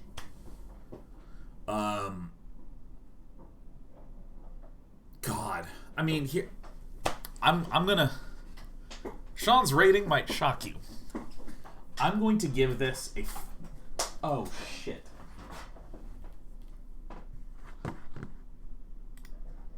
Have I disconnected? Do you still see me? Do you see me giving thumbs up here and stuff? I ran out of disk space on my computer. And it's frozen. Whatever. Alright, well, as long as you can see me, I'm happy. I'm going to give this a 4 out of 5 in limited. No, I think I have to give it a 5 out of 5 in limited. I'm going to give it a 4 out of 5 in constructed. This is so expensive. This is so expensive. I might even give it a 3 in constructed, to be honest. I might even give it a 3 in constructed, to be honest. It's just so slow. I think you probably will be able to get to 8 more regularly in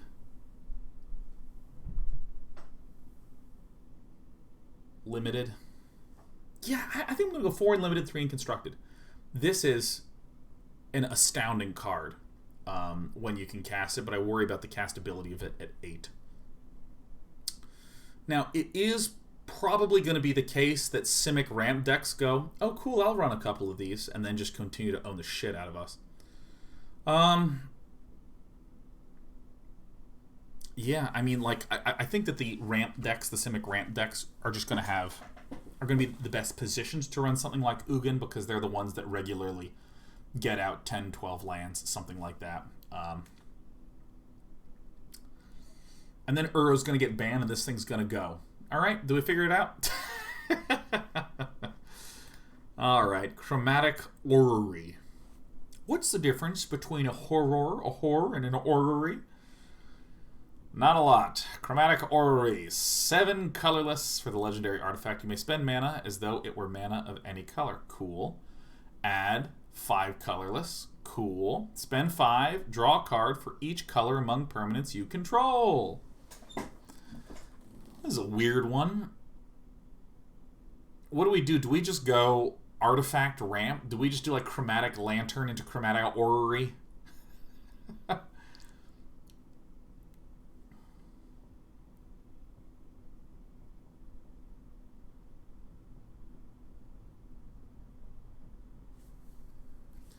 I think a 0 in constructed and a 0 in limited.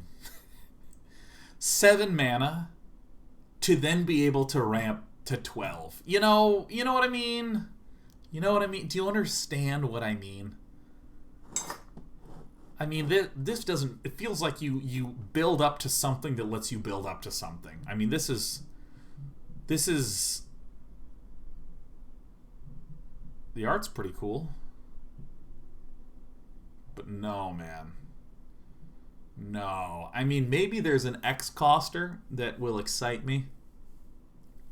Maybe I just get, like, Nyx Lotus and Chromatic Orrery to be able to do, like, a Finale of Glory or something like that. Like, I don't even know, man. This is pretty funny. This is pretty funny, to be honest. Yeah, maybe. You know, there is the owl. There is the 4 white costing owl that lets you look at the top for an artifact. Is that right? Owl Arcanist MTG. I don't remember what the name of it is. Arcanist Owl. Man, I'm good. It costs 4 hybrid mana. Look at the top. 4 cards deal an artifact or enchantment and put it into your hand. Yeah, man. 4 Nyx Lotus. 3 Chromatic Orrery. Is Nyx Lotus... Is that a... Nyx Lotus. MTG. It is legendary. Okay, maybe you go 3 and 3 or something. Hoot hoot. Yeah, man, we just ramp to Owl and we play Chromatic Orrery and, you know, play Finale of Glory. There you go. Chrome Replicator for 5. When Chrome Replicator enters the battlefield, if you control 2 or more non-land, non-token permanents with the same name as one another, create a 4/4 colorless construct artifact creature token.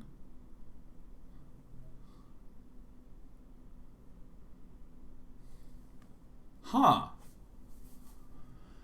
So, if we went like 7 dwarves tribal, and we like had 2 dwarves out, and then we like played a Chrome Replicator, and then like we'd get some weird. Okay. Maybe is this a Whisper Squad? 0 out of 5. 0 out of 5 in constructed. Maybe there's some merit if you can get some duplicate names of things in limited, and then hold on to your Chrome Replicator until you get 2 of them, and then...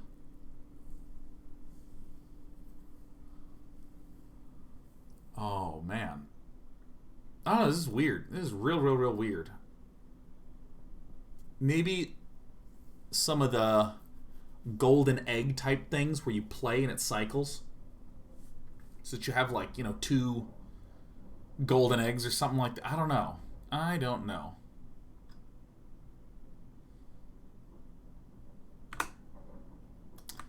This is weird. I don't know. This is a weird card. I'm not going to evaluate this. What do you think I am? What is this? An evaluation stream? Epitaph Golem for 5 mana. Artifact Golem, it's a 3/5. Put target card from your graveyard on the bottom of your library. The anti-mill friend. This is just such a weird card. Artifacts always fascinate me because they're just so weird. 0 out of 5 constructed, but maybe there's going to be someone that runs this begrudgingly in their limited deck, and it gets all the way to the bottom, and they're just like, oh yeah, I'm not milling out for nobody. Their opponent's trying to mill, and they just keep putting cards from their graveyard to the bottom, redrawing it. That's weird. Forgotten Sentinel. Oh, he looks so sad. He's a 4-mana 4/3 that enters tap. Oh, he's doing a good job. We're gonna give him a 5 out of 5 in limited. He's not that good, but you know, we're gonna give him a little 5 because he's a sweet guy.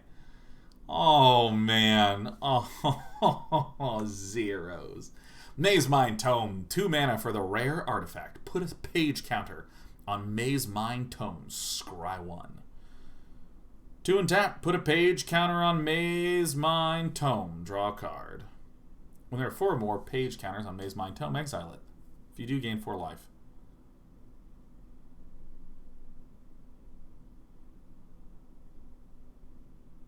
Oh. Okay, this is a very good limited card.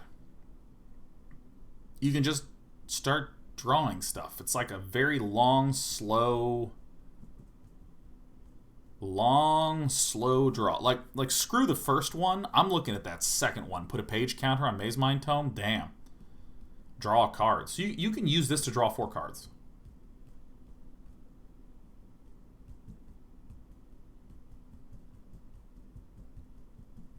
Would I ever run this garbage in Constructed? This is the new treasure map. This is the new jank glue.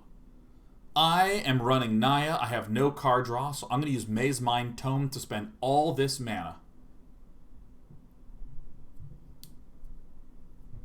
Wow. Yeah, this is jank glue. This is you know, I'm going to give this a 5 out of 5 Constructed, just due to the fact that we're going to see this run in every stupid deck ever. This is hilarious. Oh my god. You play this. Yeah, again, ignore the first sentence. Second sentence is the important one. Pay 2 and tap and put a page counter on Maze Mind Tome. Draw a card. Wow. Alright. Goodbye wild cards. Welcome, Maze Mind Tome. Meteorite! Oh my god. Wizards used like a plain word. They spent the whole word. Like, I have heard from a lot of designers at Wizards that 1-word card names they reserve for really, like, key, like, gonna be super important. They're very precious about their 1-word names. You know, like Dismember, Shock, Opt, things like this. Meteorite, 5 mana. When it enters the battlefield, it deals 2 damage to any target. Tap to add 1 mana of any color. Okay, this is pretty fun. This is a pretty fun card. This is actually not horrific in limited. It's like a 1 or 2 out of 5 in limited. It's a 5 mana shock that ramps. Could be reasonable in some of these green decks that are trying to get big, you know.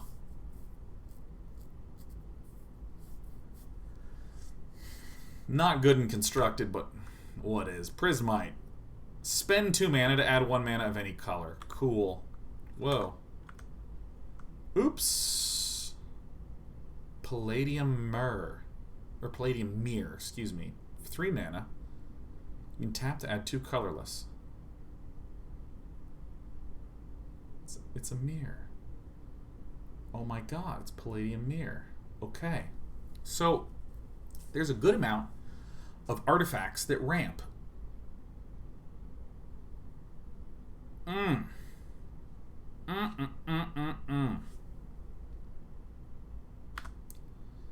Hey, Antibody, if you could please ask mods for permission to paste URLs. We are not a URL-friendly chat here. You've been pasting quite a few of them today.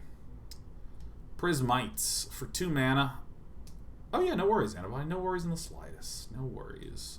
Add 1 mana of any color. This card's just a weak card. You know, it's just like pack filler. It's 1 out of 5 in limited, 0 out of 5 in constructed. Oh yes, Short Sword. Oh, this is a fun card. This is a fun card. I like this card a lot. I'm going to give it a 3 out of 5 in limited, even though it doesn't deserve it. Unplayable in constructed, but it's a +1/+1 equip 1. I love this card so much. It's so fun. It's so fun. Silent Dart. The ever-present overcosted deal 3 damage. You always wind up with some of these in your draft deck. You never feel good about it. You never run it in constructed. Sky Scanner. Oh, yes. Oh my god, these are such classics. 3 mana 1/1 flyer that when it enters the battlefield, draw a card. This unassuming little card is an absolute magnificent addition to a wide variety of limited decks. You play it, it can chump flyers, it can chump grounders, it replaces itself. It's pretty great. I'm going to give it a 3 out of 5 in limited. I mean, you never want to eagerly pick a Sky Scanner. I mean, you want to think about it, but it's actually quite good. It's actually quite good. Yeah, not constructed, unless there's some weird artifact deck I don't know about, but it's quite nice. Solemn Simulacrum for 4 mana. A 2/2 artifact creature golem that reads, when Solemn Simulacrum enters the battlefield, you may search your library for a basic land, put that card onto the battlefield tapped, then shuffle your library. When Solemn Simulacrum dies, you may draw a card.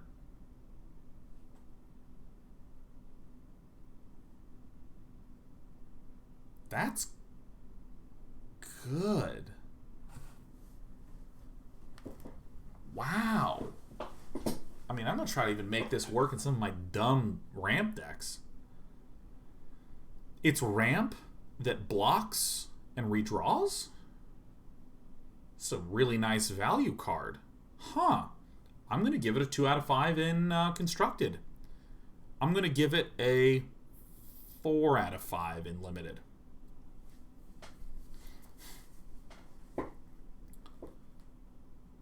I'm going to give it 4 out of 5 in limited because when you have a lot of the... Because there's not a lot of gold cards, but there's a lot of good monocolor cards that you might want to splash for in each of these colors. And if you have a Solemn Simulacrum, this can be the way to both get the land to cast that nice splash card, and also this is a way to replace itself, and also it gets a land out of the deck and ramps. I mean, this is nice. This is quite nice. 4 mana is a bit late to be ramping to a single card, but this is a Swiss Army knife card. There's a little bit of stuff in each thing. This is very nice. Spark Hunter Masticore for 3. It's a 3/4. Whoa! Oh, as an additional cost to cast this spell, discard a card. Boo. Protection from Planeswalkers. Hey! 1 mana, Spark Hunter Masticore deals 1 damage to target Planeswalker. Wow. Spark Hunter Masticore gains indestructible until end of turn. Wow again.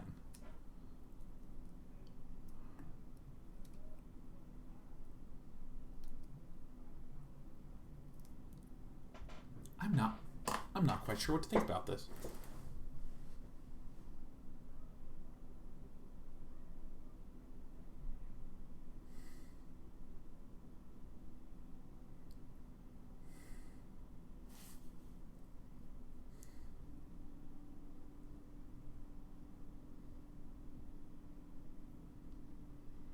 Huh. I don't like this card. Here's how I am emotionally processing this card. When it is out, it is a 3/4 with protection from Planeswalkers. I just spend my mana to delete Planeswalkers and I can become indestructible.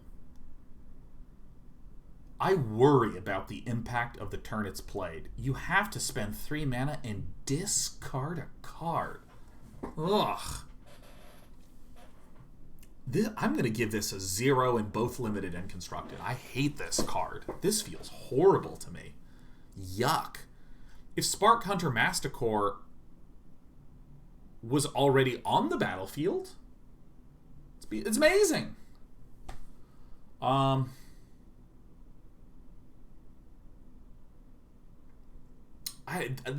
would not want this main deck. I would not want this in the sideboard. I would not want this. I think this card is just weak as hell.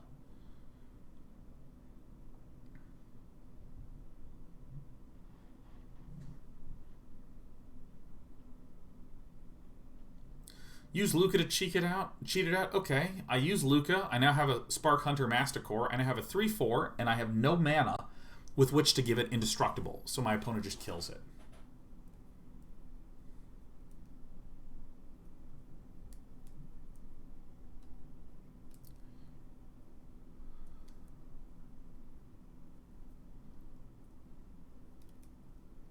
This card's bad. This card's super bad. Hey! Hey! Well, thank you, Graham Cracker 137, and a happy Thursday to you. Oh, dude, I will note, I'm extremely excited for tomorrow, because we're going to play Command and Conquer Red Alert. Oh, so good. So good. Tormod's Crypt for 0. Sack Tormod's Crypt, exile all cards from target player's graveyard. Okay. Okay, Vintage, go home.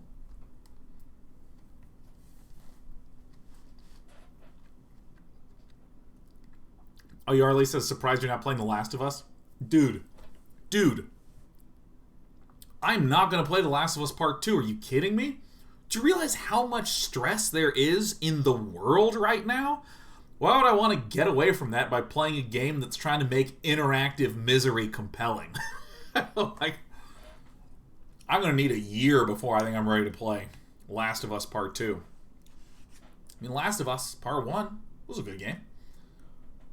It was a good game. Liked it. Thought it was good. That was nice.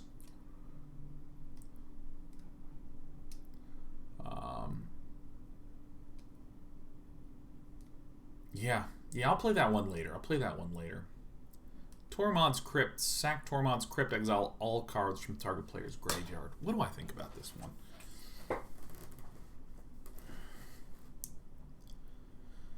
Huh.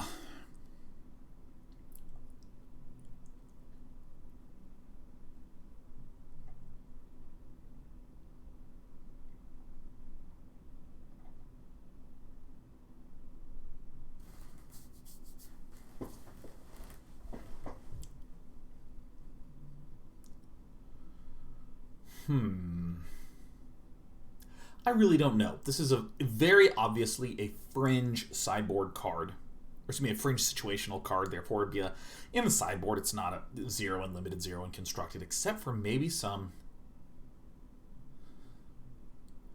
sideboarding situations. And when I evaluate this, there's things like Graph Digger's Cage that says creatures can't enter the battlefield from graveyards. And that's a persistent effect from now till it leaves the battlefield. That's true.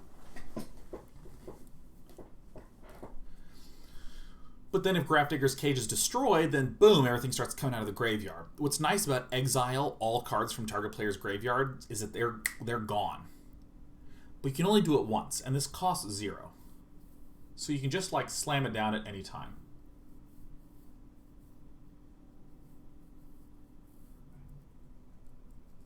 Now, if this were...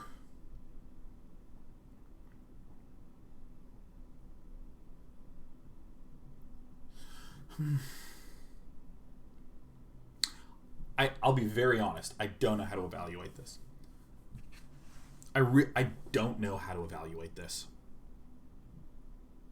I have no idea how to evaluate this. I really don't. It has an extremely targeted, very powerful effect, and it's 0 mana. There's a number of other graveyard removal cards in the game, and I don't know how to evaluate the strength of one versus the other, given what the available removal options are. Is Graph Digger's Cage better or worse than this? What about Leyline of the Void? Should I be running that? You know, this is what's going through my head, so I don't know. We're just going to leave that as a big ol' question mark. Hey, it's time to look at the Landos. Animal Sanctuary. Put a +1/+1 counter on target bird, cat, dog, goat, ox, or snake. 5 out of 5. What are you doing? What are you doing to me? Look, we have Sheriff and Desperado right there in the corner. There's Sheriff. There's Despy. We got a brown cat and a gray cat. We got the goats. Some oxes here. This is my favorite card in the set. Are you kidding me? Animal Sanctuary. This is great. I love this card. This is so good. I mean, yeah, I'm not going to say anything more than that. This is just my favorite card. This is incredible. It's got both my cats in the corner. Oh my god, this is so cute. A really cool limited card, too. You can just tap, swell your bird, cat, dog, goat, ox, snakes. So brilliant for them to have only the one-syllable creatures on there. Bloodfell Caves, whatever. Oh yeah, Fabled Passage. The Ashiok bait. Whatever. Oh, shit. Oh my god. 5 out of 5 constructed. Do you not understand how incredible this is? Do you not understand how incredible this is? This is insane in Standard. What an insane card. Wow. Wow. Oh my god. Holy crap. Okay. Here's the thing. There is often room for a few tech lands in a variety of different decks.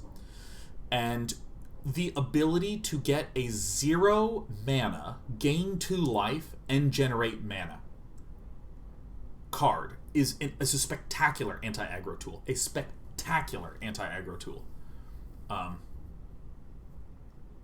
Doesn't enter tapped. Wow. It's real, like. You know, let me rephrase a little bit. Okay, here's the thing.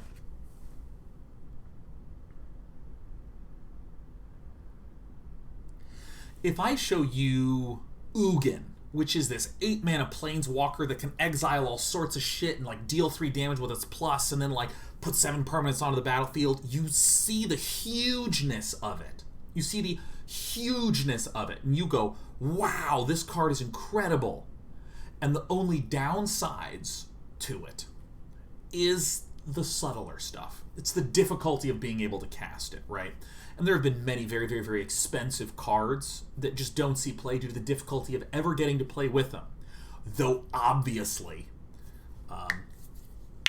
they're good once they hit the battlefield. Now this, think of it on the flip side. Think of something that has no big splashiness, but is literally doing something so cheap and efficient and free. Anything that costs 0 mana and does something immediately makes me go, holy crap. You know, like, here maybe is a good way to compare it. Imagine if Radiant Fountain said, when it enters the battlefield, summon a 1/1, and you can tap this to add. Okay, so imagine a white weenie deck, turn 1, playing a 1/1, and then turn 2, playing this land to summon another 1/1, and then casting a 2/2. It's like doing 2 things. This is like a spell land.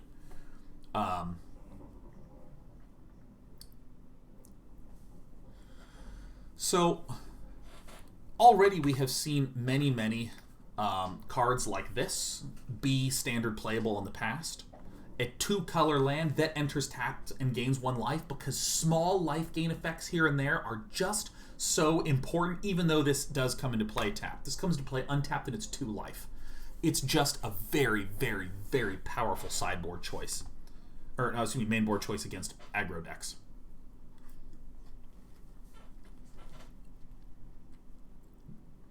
I also have my mono-white life gain deck.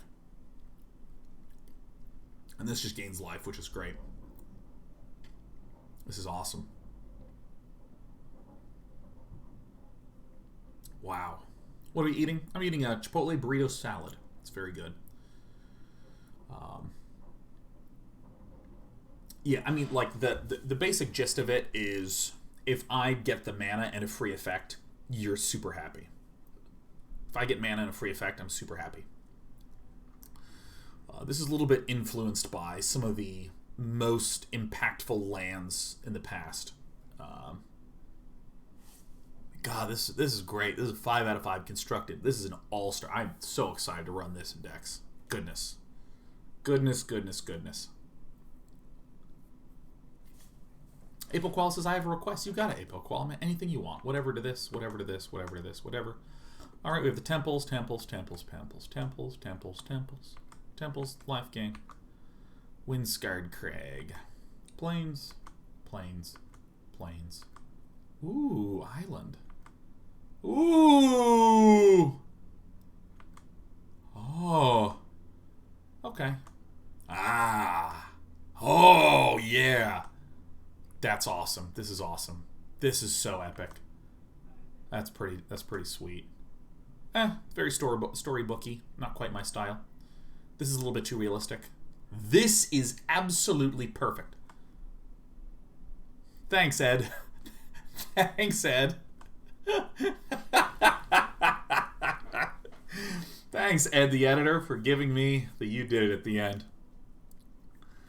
That's perfect. Why not?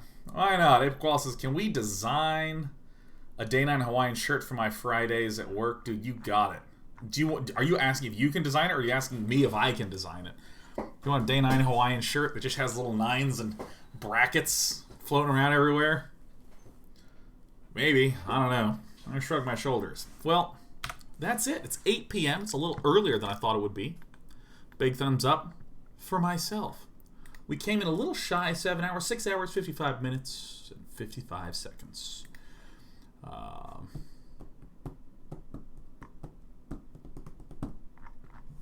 That's great. That's great. Well, I hope you enjoyed this. I'm very excited for M21 next week. Thursday is the official release. I got to update my calendar a little bit. But tomorrow's going to be Command & Conquer Red Alert. Who can't wait? Woo! Well, hey, that's it. Have a great night. I'm tired, and my throat is a little tired, too. Hey, thanks, all good dogs, for the 5 gifties to close it out. Yeah, what a good dog. What a good dog. Take care, everybody. Woo!